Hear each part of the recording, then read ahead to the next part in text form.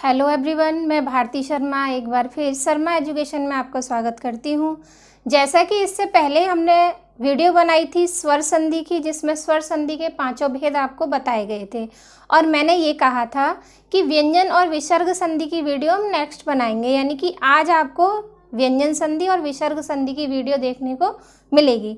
इससे पहले कि हम अपना टॉपिक शुरू करते हैं, आप देखेंगे यहाँ 2 क्वेश्चन पहले से लिखे हुए हैं हर बार की तरह। तो आइए पहला क्वेश्चन पढ़ते हैं।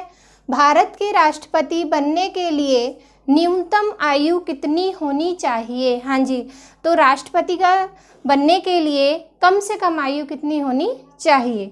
और दूसरा है, क्वेश्चन वही है, बस यहाँ राष्ट्रपति की जगह प्रधानमंत्री जी का नाम आया है।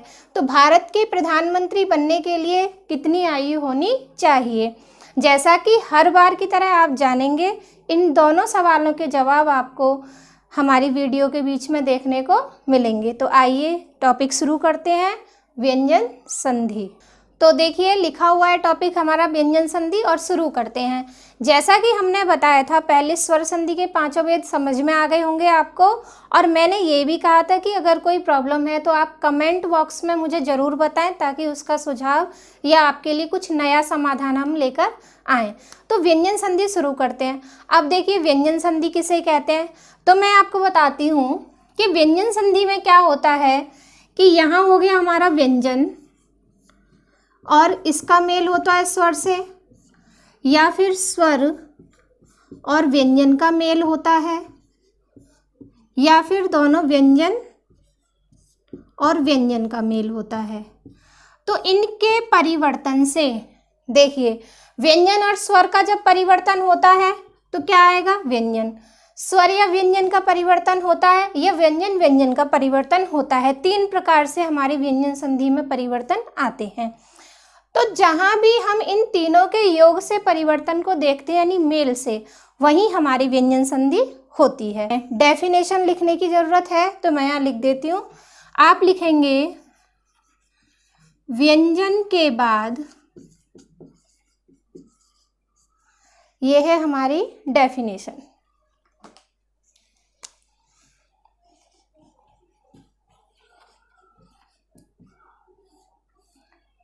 परिभाषा,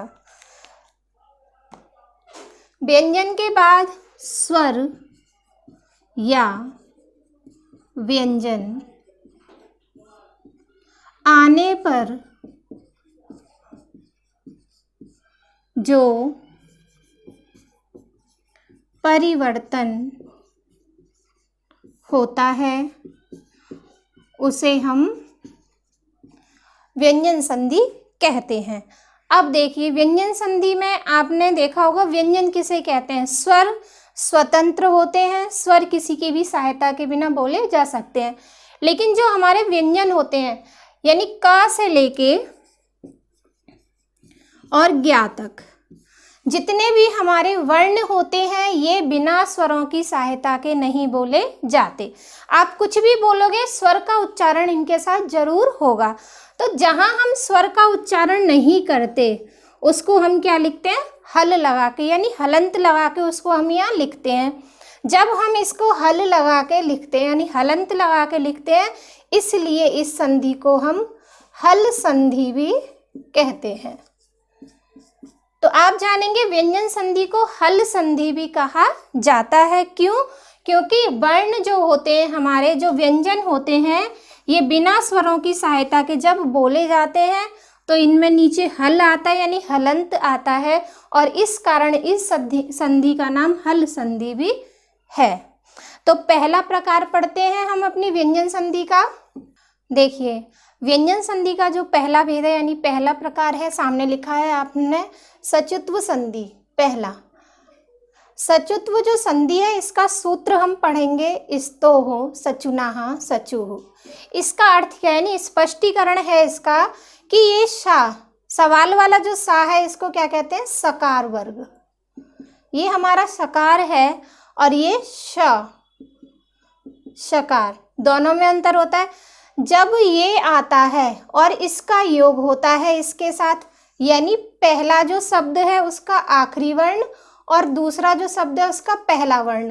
पहला आता है यहाँ हमारा सा और यहाँ शा आता है, तो दोनों का जब योग होगा यानी मेल होगा तो उसका रिजल्ट यानी उसका निष्कर्ष आएगा शा। वहाँ जो परिवर्तन होगा वो शा में परिवर्तन ही होगा हर बार। दूसरा देखिए इसका स्पष्टीकरण, दूसरा नियम ये बनता है कि अगर हमारा ता वर्ग आता है, अब ता वर्ग किसे कहते हैं, जैसे कि ता, था, दा, धा और ना, तो इस सब को हम ता वर्ग ही कहते हैं। ता वर्ग क्यों कहते हैं इसे, क्योंकि पहला अक्षर क्या है इसका ता, और इसके बाद जो 4 अक्षरों की पहचान ता वर्ग के अकॉर्डिंग ही हमारी होती है। तो अब आप देखेंगे कि त वर्ग पे यानी किसी कोई भी वर्ण आ जाए यहाँ से, और किसके साथ योग होता है, च वर्ग। अब च वर्ग कौन सा है, चा, छा, जा, झा और या। इन व्यंजनों का मेल जब इनसे होता है योग, तो हमेशा क्या होता है, परिवर्तन में हमेशा च वर्ग ही आता है। समझ में आया, एक बार फिर समझेंगे। सकार यानी सवाल वाला जो शा है आपका, सलगम वाले शा के साथ जब मिलता है तो परिवर्तन में शा ही आएगा।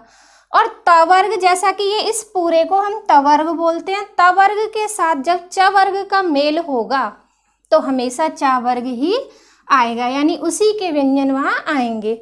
देखिए उदाहरण दिया हुआ है, ये उदाहरण है, देखिए हरीश सेते। अब यहाँ हलंत लगा हुआ है और आप देखेंगे कौन सा सा है, यहाँ सकार वाला, और यहाँ कौन सा है, शकार वाला। दोनों में अंतर होता है उच्चारण में। जब इन दोनों का योग यहाँ हुआ जैसा कि आप देख रहे हैं, सकार और शकार जब मिले हैं तो वहाँ परिवर्तन में क्या आ गया हमारा, श, यानी ये आ गया। तो पहला नियम तो हमारा ये आपको समझ आ गया। अब हमने दूसरा बताया आपको कि सचुत्व संधि का दूसरा नियम है जब ता वर्ग आता है, ठीक है, ता वर्ग यानी ता, दा, धा, ना, जो भी इनमें से आ जाए, तो यहाँ आ गया हमारा ता। अब ये हमारा किसके साथ मिला, च वर्ग के व्यंजन के साथ, चा वर्ग ये है और इसमें हमारा जा लिखा हुआ है। अब ये यहाँ हमारा मिल गया, तो परिवर्तन में क्या आएगा, परिवर्तन में हमेशा जा आएगा, क्योंकि योग होने पर चा वर्ग ही आएगा। सचुत्व संधि के दोनों नियम अच्छे से समझ लो।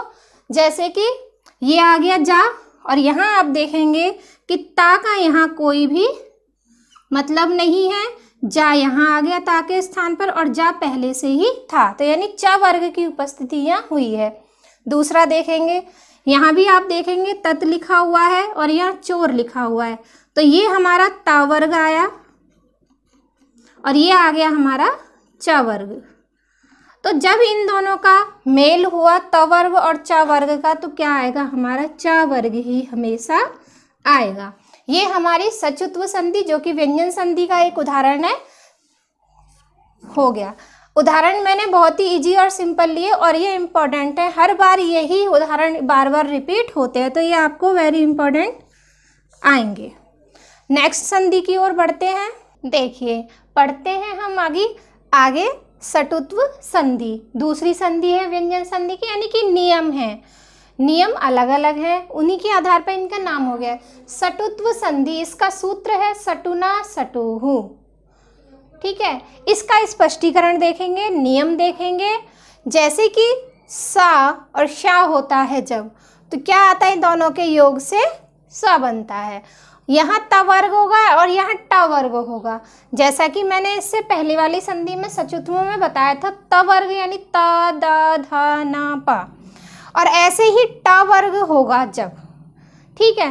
तो जब त वर्ग और ट वर्ग में से किसी भी व्यंजन का मेल होगा, तो अगर वह ट वर्ग का अगर कोई व्यंजन है तो उसमें क्या होगा, ट वर्ग के ही सारे व्यंजन परिवर्तन में आएंगे।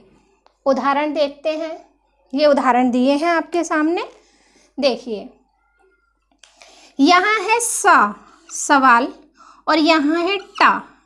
जैसा कि नियम के अनुसार दिया गया है कि त वर्ग और टा, ठीक है, लेकिन हमने यहाँ देखा कि सा आया है, पहले हमारा सा आ गया और टा आया, तो हम यहाँ देखेंगे कि ये जो सा आया है, ठीक है, और यहाँ आ गया हमारा ट। तो यहाँ हम क्या करेंगे कि हमारा इस वाले सा के स्थान पर ये वाला सा आ जाएगा। तो यहाँ सा का परिवर्तन यानी दोनों का जो योग हुआ है सा का और टा का, वो हमारा इस वाले सा में परिवर्तित हो गए हैं। अब हम देखेंगे उद योग यानी कि मेल इसका हो गया डयन से। अब देखेंगे दा, दा किस में आता है? त वर्ग का है, ठीक है, और ड हमारा किसका है? ट वर्ग का। जब हम इन दोनों का क्या होता है? योग होता है। यहाँ ये दोनों जब इनका योग होता है तो क्या आएगा? हमेशा ट वर्ग का ही वर्ण आएगा। देखिए ये जैसा था वैसे ही यहाँ लिखा हुआ है और द के स्थान पर ट वर्ग का ही व्यंजन आ गया और यहाँ हो गया उड्डयन। यहाँ दा का क्या हो गया? डा हो गया, यानी दा हमारा डा में परिवर्तित हो गया है। आगे पढ़ेंगे तता और टी का। ता है हमारा यहाँ पे त वर्ग से, जैसा कि हम जानते हैं, और टा है हमारा ट वर्ग से। ट वर्ग से जब हमारा ये हुआ और इन दोनों का क्या हुआ? मेल हुआ, संयोग हुआ, ठीक है, उसी को हम संधि कहते हैं। इन दोनों का मेल हुआ है तो हमारा क्या हुआ? यहाँ पे ट वर्ग हो गया। आप देखेंगे कि ता के स्थान पर परिवर्तन होके क्या आया? ट, तो ये टट्टिका हो गया। आप देखेंगे कि व्यंजन संधि में सकार और त वर्ग का ही ज़्यादा महत्व होता है। जैसे कि अगली संधि पढ़ते हैं, ये आपको समझ में आ गई होगी। एक बार मैं फिर से रिपीट कर देती हूँ कि इसमें क्या होता है? सूत्र के अनुसार सटु न सटु, स्पष्टीकरण यहाँ दिया है कि सा जब होगा, सा और शा का मेल होगा तो मेल होने पर परिवर्तन ये होगा। ये हमारा इन दोनों के मेल से परिवर्तन हो गया। अब हमारा ता और टा वर्ग है। जब हमारा ता और टा वर्ग का मेल होगा तो परिवर्तन हमारा क्या आएगा? ये आएगा, ठीक है। यहाँ तक क्लियर है आपका? इसमें ये मत सोचिएगा कि केवल ता ही आएगा, नहीं, इसमें त वर्ग का जो भी व्यंजन होता है ता, ये सब आएंगे। और ट वर्ग में ट, ठ, ड, ढ और ये आएंगे, ठीक है। तो अब आप देखेंगे जब इन दोनों का क्या होगा? योग, ठीक है, योग होगा। इन दोनों, ये कौन सा वर्ग है हमारा? त वर्ग, और ये कौन सा है हमारा? ट वर्ग। जब हमारा इन दोनों का मेल होगा, ठीक है, ये दोनों मिलेंगे, संयोग होगा, संधि होगा, जैसा भी आप समझते हैं, तो परिवर्तन में हमेशा क्या आएगा? हमारा ट वर्ग ही आएगा। यानी ट वर्ग का जो भी व्यंजन वहां दिया होगा उसी में परिवर्तित होगा, ठीक है। उदाहरण देखते हैं। यहाँ लिखा है रामस टीकते। अब आप देखेंगे पहला नियम सा का बनता है यहाँ, तो सा के स्थान पर हमारा शा परिवर्तन हो जाएगा। और आप एक चीज हमेशा देखेंगे, व्यंजन संधि में जो भी हमारा वर्ण यानी व्यंजन परिवर्तित होता है उसका क्या हो जाता है? आधा हो जाता है, या उसके नीचे हल यानी हलंत लगा रहता है, जिसको कि हल संधि के नाम से भी इसीलिए से जाना जाता है। दा का स्पष्टीकरण, दा और डा मिलके यहाँ क्या हो गया? डा हो गया, क्योंकि ये ट वर्ग का है। ट वर्ग का कैसे है? आप देखेंगे ट में तीसरा क्या आता है? डा हो गया। ता और टा का फिर यहाँ पे मेल हुआ, तो ता और टा का जब मेल हुआ तो हमारा टा वर्ग का टा हमारा पहला आ गया। समझ में आया आपको? नेक्स्ट यानी तीसरी संधि की ओर बढ़ते हैं। देखिए बच्चों, अब हम व्यंजन संधि का तीसरा पार्ट यानी तीसरा भेद हम पढ़ते हैं, जसत्व संधि, ठीक है। इसके भी कुछ नियम हैं, कुछ सूत्र हैं और कुछ उदाहरण हैं जो कि हम यहाँ समझेंगे। आइए, जसत्व संधि सूत्र झलाम, झस, झसी, इनका अर्थ क्या होता है? संस्कृत के लिखे हुए सूत्र हैं, इनका स्पष्टीकरण मैंने यहाँ किया हुआ है। यानी सूत्र में क्या बताया गया है देखेंगे हम। झल वर्ग यानी य, व, र और ला, ये चारों जो हमारे व्यंजन आते हैं ये हमारे किस में आते हैं, ये चारों जो व्यंजन हैं हमारे, ठीक है, ये हमारा झल वर्ग कहलाता है। ठीक, इतना समझ में आ गया। झल वर्ग कौन सा है, य व र और ला।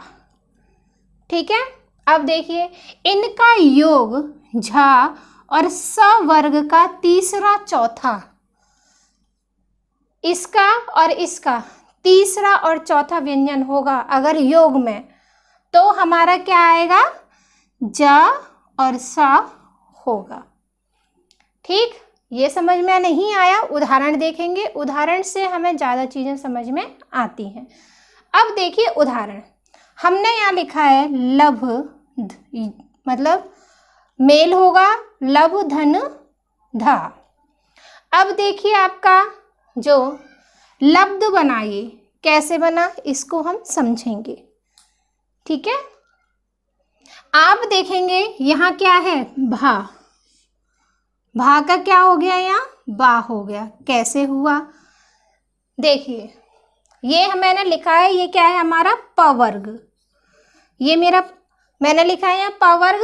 अब आप देखेंगे यहाँ क्या है, भा, ठीक है, भा है यहाँ, तो इसमें लिखा है कि जब इनका योग होगा, ठीक है, तो झस वर्ग का तीसरा या चौथा, तो हमारा ये क्या है, चौथा है, तो हमारा ये क्या हो जाएगा, यहाँ तीसरा हो जाएगा। ठीक है, तो यहाँ क्या हो गया, इसका तीसरा हो गया लब्ध। अब यहाँ हम देखेंगे योध धन धा। अब हमारा योद्धा कैसे बना, जो धा है, धा वर्ण जो हमारा है, देखिए चौथा है, ठीक है, ये कौन से नंबर पे आ रहा है, चौथे नंबर पे, ये भी चौथे पे आ रहा था। अब जब इन दोनों का योग होगा, धा और धा का, ठीक है, तो क्या हो जाएगा, हमारा धा का तीसरा परिवर्तन होगा। ये हमारे किस नंबर पर है, तीसरे पे, तो हमारा क्या आ गया, दा। आप देखेंगे धा का जो परिवर्तन हुआ है वो किस में हुआ है, दा में। यहाँ केवल व्यंजनों का ही परिवर्तन है, यानी मेल है, परिवर्तन है, जो भी है। ठीक है, स्वर का स्वर से स्वर का भी व्यंजन से होता है, मैंने जैसे बताया था, लेकिन अभी यहाँ आप सब देख रहे हैं व्यंजन। ठीक है, आपको समझना होगा यहाँ व्यंजनों का ही है, मात्राओं को कोई भी परिवर्तन नहीं है। तो हमने देखा धा और धा का मेल हुआ, तो यहाँ धा का परिवर्तन दा में हो गया, क्योंकि ये उस वर्ग का, इस वर्ग का क्या है, ये चौथा था, क्या था, ये चौथा व्यंजन था, वर्ण था, और ये तीसरे में परिवर्तित हो गया। अब हम देखते हैं आगे कि दोघ धा। अब यहाँ लिखा हुआ है, अब मैंने यहाँ क वर्ग तो लिखा नहीं है, तो हम क वर्ग लिख लेंगे, का, खा, गा, घा और णा। ये पूरा हमारा क्या हो गया, एक वर्ग हो गया, कौन सा, क वर्ग। ठीक है, ये हमारा क्या हो गया, क वर्ग। ठीक है, अब हम देखेंगे यहाँ क्या, घा। घा हमारा कौन सा है, आप देखेंगे पहला, दूसरा, तीसरा और चौथा, तो ये हमारा घा लिखा हुआ है यहाँ। अब हमारा घा जहाँ लिखा है, अब ये घा किस में परिवर्तित हुआ है, यहाँ तीसरे में। तीसरा क्या है हमारा, गा है। तो ये आप देख रहे होंगे, या तो यहाँ हलंत दिया हुआ है, अगर हम यहाँ हलंत नहीं देंगे तो आपने देखा होगा योद्धा कैसे लिखा जाता है, योद्धा ऐसे भी लिखा जाता है, नहीं या और धा का मेल होता है। ठीक है, तो इससे एक बार फिर से मैं रिपीट कर देती हूँ कि इस संधि में, यानी जसत्व संधि का सूत्र जैसा कि झलाम झसा झसी, यानी झल वर्ग के या व रा और ला जब आते हैं, ठीक, और इनका योग झस या सा वर्ग का तीसरा या चौथा वर्ण से होता है, तो परिवर्तन जा और शा में होगा।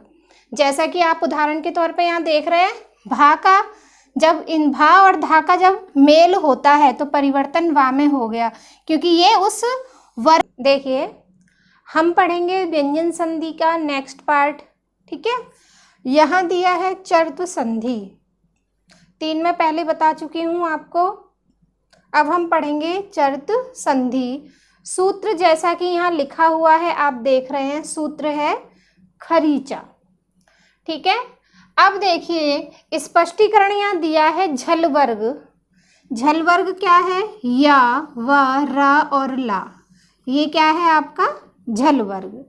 झल वर्ग के इन चारों व्यंजन जो आ रहे हैं वर्ण, इनका योग ख, रा वर्ग के पहले या दूसरे वर्ण से साथ या श और स के साथ अगर होता है मेल, तो च और रा वर्ग का प्रथम वर्ण ही होगा।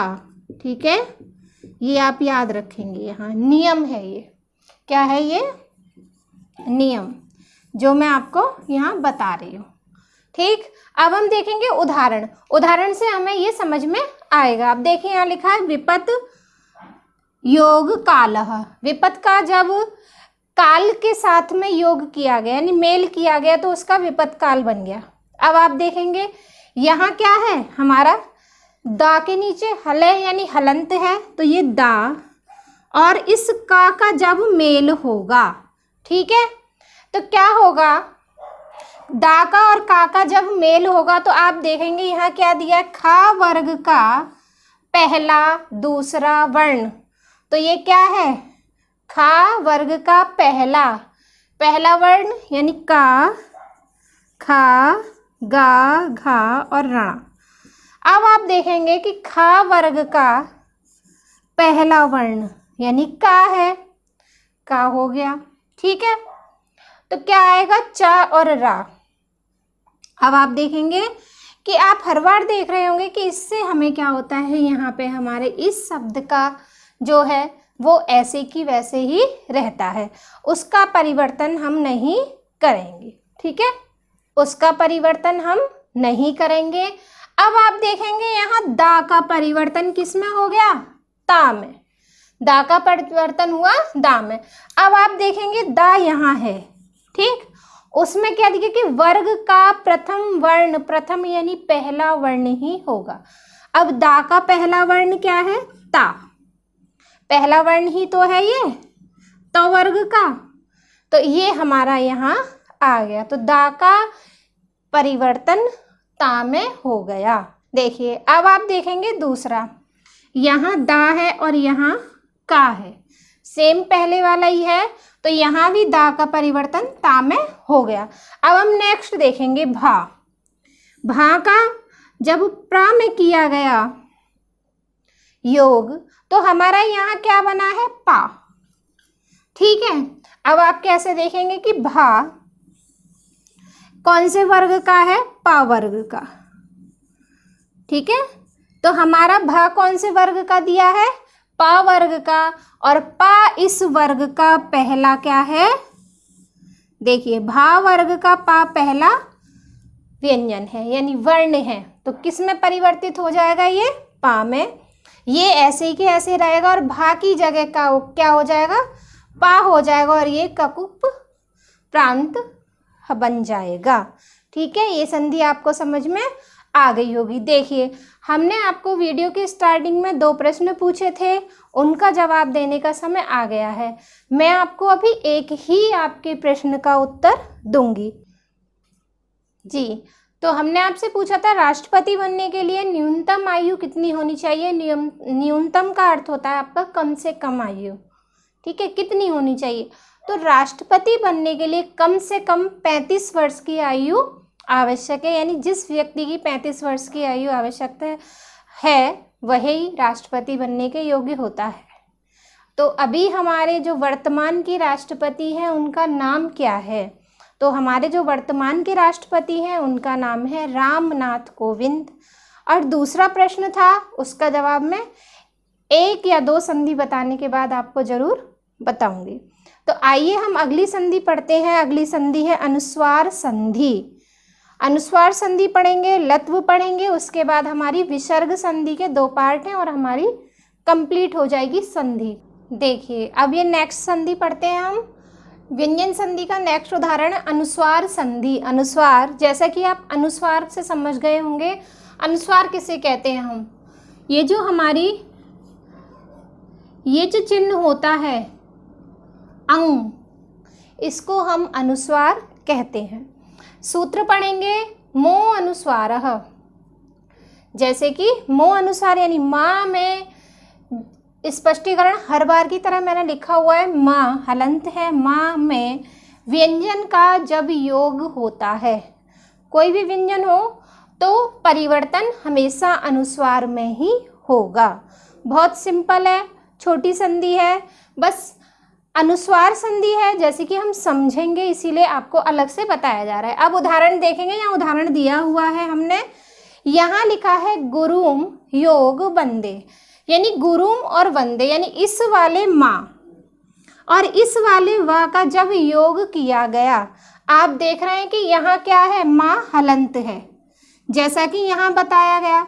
ये माँ क्या है आपका, यहाँ जो बताया गया वही है। अब यहाँ पे व्यंजन, कोई भी व्यंजन आ गया, वंदे आ गया, ठीक है। तो अब आप देखेंगे माँ और वा का जब योग हुआ, यानी एक साथ जब ये दोनों अक्षर मिलाकर लिखे गए, तो आप देखेंगे माँ का क्या हो गया, अनुस्वार, यानी अंग की बिंदी रा के ऊपर आ गई है। तो देखेंगे दूसरा उदाहरण, हरिम वंदे, यहाँ भी आप देखेंगे माँ ही आएगा, ठीक है, माँ आ रहा है यहाँ।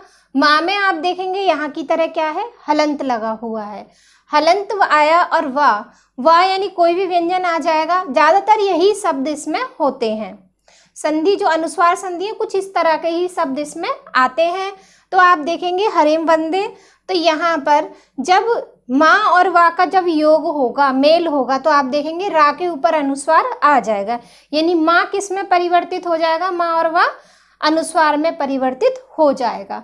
बाकी का ये पूरा जो हमारा दूसरा शब्द होता है योग में, तो वो ऐसे ही कि वैसे लिखा जाता है और माँ का उसमें अनुस्वार हो जाता है, इतना परिवर्तन होता है। आइए नेक्स्ट संधि की ओर बढ़ते हैं, व्यंजन संधि का लत्व संधि। एक और उदाहरण है, आखिरी है, इसका जो सूत्र है तोड़ली कहा जाता है। तो तोड़ली इस संधि का नाम भी है, इसीलिए मैंने ये ऐसे यहाँ लिखा हुआ है आपको समझाने के लिए, ठीक है। तो तोरली इस संधि का सूत्र भी है और इसको तोरली संधि भी कहा जाता है।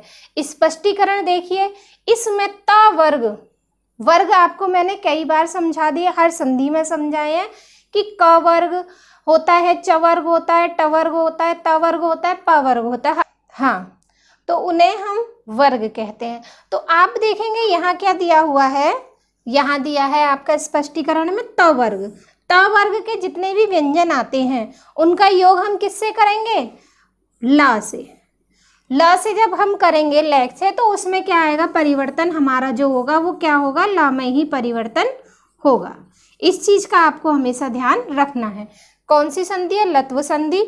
ला से भी आप जैसे कि नाम में देख रहे हो ला, लत्व संधि यानी ला, और त यानी त का जब ला में मेल होगा यानी योग होगा, तो हमेशा ला ही परिवर्तन में होगा। देखिए हम यहाँ उदाहरण में बता देते हैं आपको। यहाँ लिखा है उत्लेख, उत और लेख, ठीक है।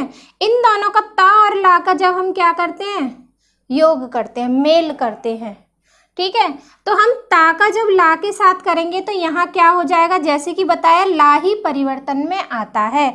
तो ये लेख तो ऐसे की ऐसे ही लिखा जाएगा, लेकिन जो हमारा ता है वो हमारा ला में परिवर्तित हो जाएगा।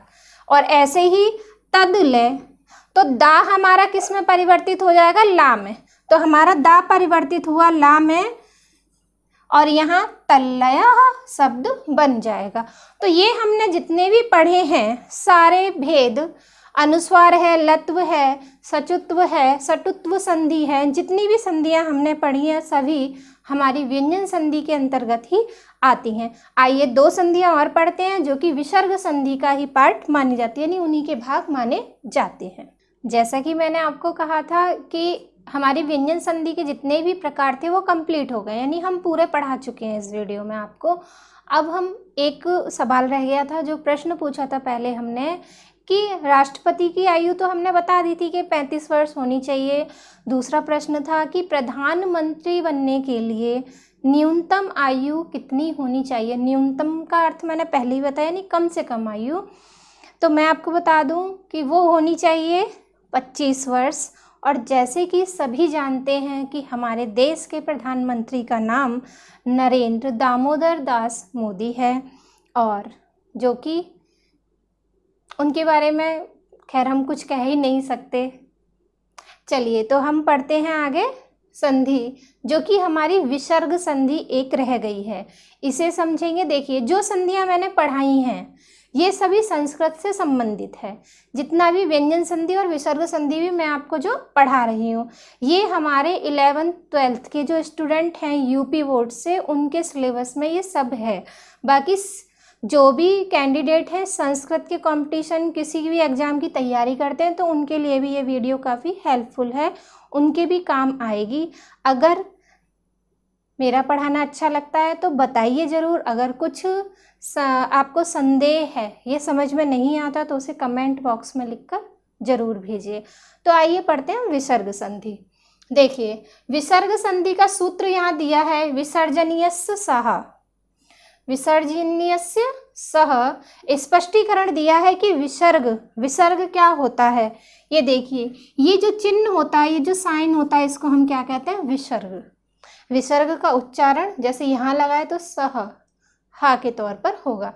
तो विसर्ग के साथ वर्ग के प्रथम या द्वितीय, किसी भी वर्ग के, क वर्ग, ट वर्ग, च वर्ग, प वर्ग, ता वर्ग, किसी भी वर्ग के या फिर श, स और सा होगा, मेल होगा यानी योग होगा, तो हमारा विसर्ग का क्या बनेगा, हमेशा सा बनेगा, यही होगा। उदाहरण के तौर पर देखेंगे हर बार की तरह, उदाहरण मैं आपको हर बार बताती हूँ। देखिए लिखा है यहाँ तपह तपति, यहाँ लिखा तपह तपति। अब आप यहाँ क्या देख रहे हैं, तपह पर क्या है, विसर्ग दिए हैं यहाँ, ठीक है। तो हमारे इस सूत्र के अनुसार यहाँ देखेंगे विसर्ग और यहाँ तपति, ठीक। तो इसका अगर हम योग करते हैं जैसे कि यहाँ लिखा है, तो इसका क्या हो गया, सा हो गया, ठीक।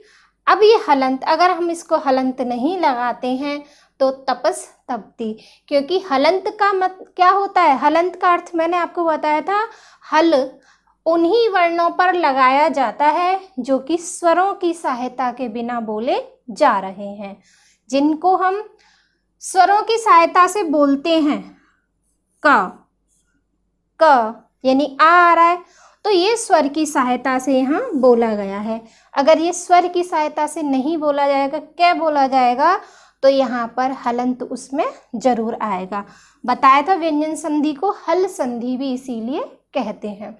तो अब आप देखेंगे कि यहाँ तपस यानी विसर्ग का सा हो गया, और यह अगर हम हलंत हटा देंगे तो वो आधा हो जाएगा। नमः, अब यहाँ भी इसी संधि का नियम है, विसर्ग दिए, विसर्ग को हम ता यहाँ आया है, मेल करेंगे तो क्या हो जाएगा हमारा नमस्ते। तो यहाँ सा हलंत है, अगर हलंत नहीं लगाएंगे तो ये आधा हो जाएगा। अब देखिए पूर्णः चंद्रः, पूर्णः चंद्रः, अब हम इसका मेल करेंगे विसर्ग और चा का, ठीक है। तो यहाँ पूर्णश चंद्रः या पूर्णश चंद्रः आ जाएगा। ये शा क्यों आएगा यहाँ, इसकी वजह से, णा की वजह से। अगर आपको हमारी वीडियो पसंद आई है तो लाइक करें, और हमारे चैनल को अगर आपने अभी तक सब्सक्राइब नहीं किया है तो सब्सक्राइब जरूर करें, और बेल आइकॉन दबाना ना भूलें, जिससे कि जो भी नेक्स्ट वीडियो आने वाली है वो आप तक सबसे पहले पहुँचे। और इससे नेक्स्ट वीडियो जो आएगी उसमें मैं संधि के कुछ इम्पोर्टेंट क्वेश्चन लूँगी जो कि कंपटीशन बेस भी होंगे, और हमारे 10th और 12th और 11th के स्टूडेंट्स के लिए काफ़ी हेल्पफुल भी होंगे। धन्यवाद।